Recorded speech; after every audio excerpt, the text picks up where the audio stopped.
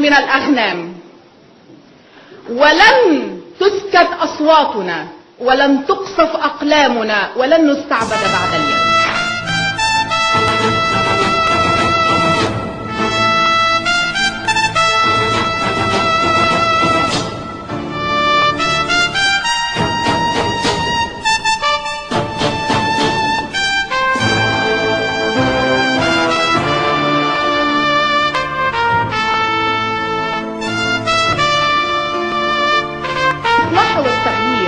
نطالب به ليس قرارا فوقيا، وإنما هو إرادة شعب، هو إرادة شعب.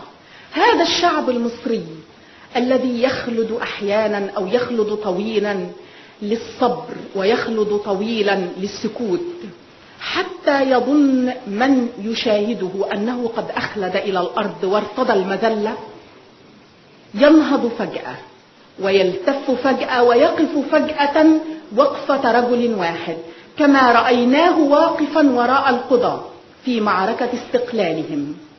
هذا الشعب يفاجئ العالم كله ويفاجئ حكامه في لحظة بأنه يعود إلى الوعي ويصمم على أن ينفذ إرادته.